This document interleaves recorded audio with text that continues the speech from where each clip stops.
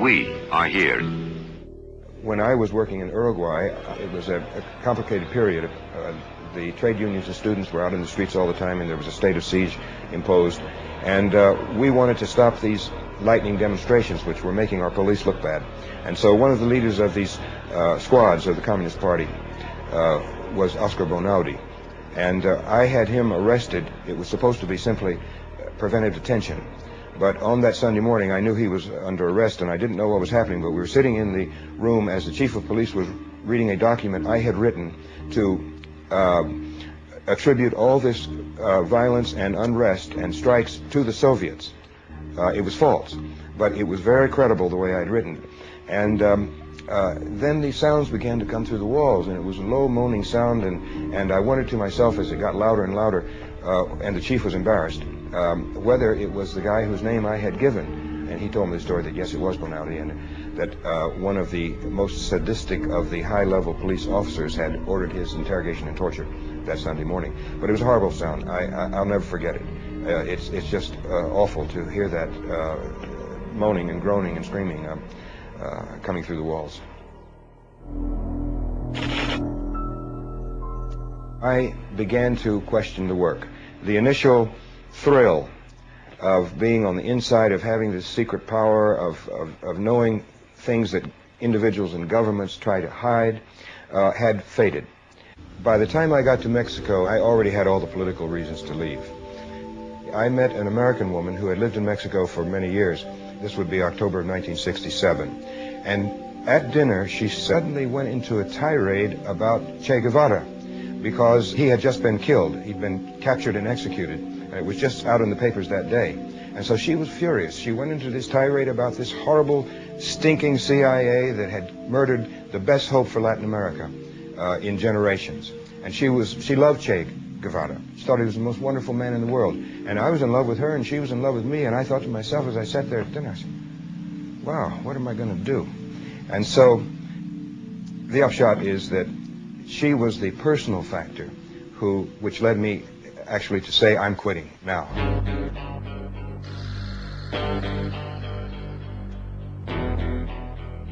The case against the CIA has always lacked information on how precisely its officers set about their covert action.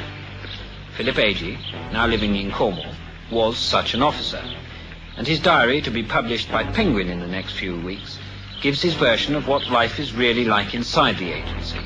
He names every officer and agent he's ever met, and describes the CIA man's work in daily detail. Why should I be delicate with them?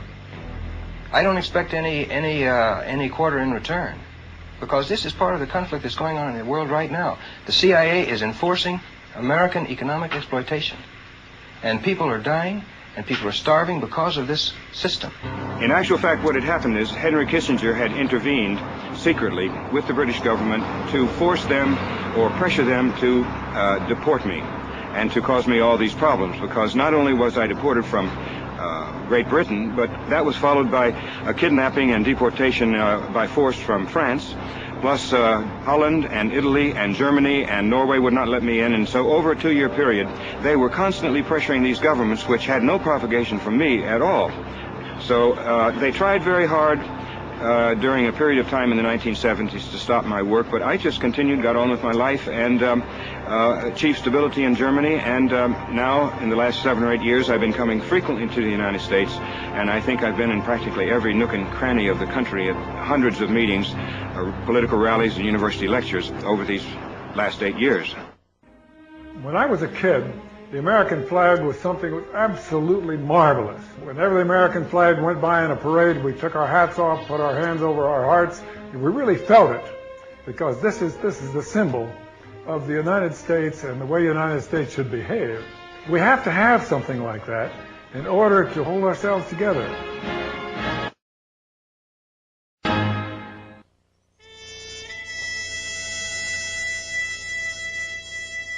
In those days, the Depression was really seriously affecting everybody, and me too.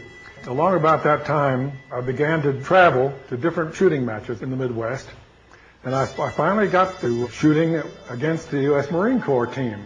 And I used to beat the Marines, every one of them, and the captain of the Marine team came to me and said, son, he said, have you ever thought about enlisting in the Marine Corps? And I said, no, Captain, I never have. And he said, well, I tell you what, if you would enlist in the Marine Corps, when you're finished the training in Parris Island, I'll see that you're assigned to the Marine Corps Rifle and Pistol Team. And I said, geez, you know, I'll be getting paid for shooting. I was scared stiff, of course. And we went up there and went in the Commandant of the Marine Corps' office.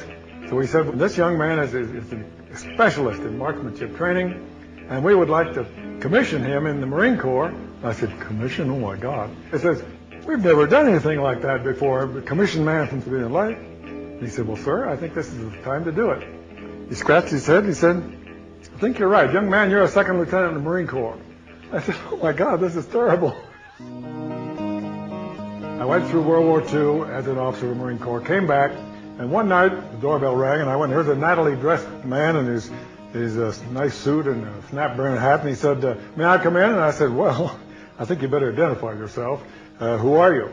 Well, he said, I know who you are, and you've been recommended very highly to our organization. I said, what's your organization? Well, I'm not at liberty to tell you what the organization is. And I said, this is crazy. So he said, well, come on in. He was a little guy, and I thought I could handle him pretty well.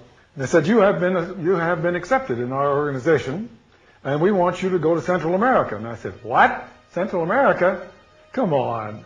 So that's how it happened.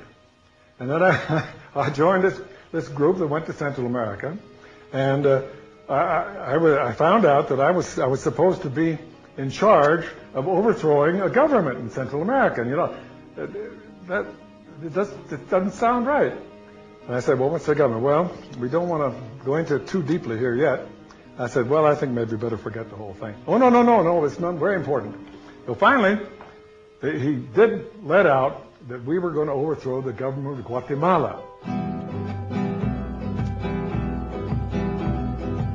Well, now, I had been to Guatemala before, several years before that, because I was a member of the U.S. Olympic team, and we were requested to go down and help organize the games, the Central American Caribbean Games. Doves are released, living symbols of the peace and friendship among the 22 nations represented.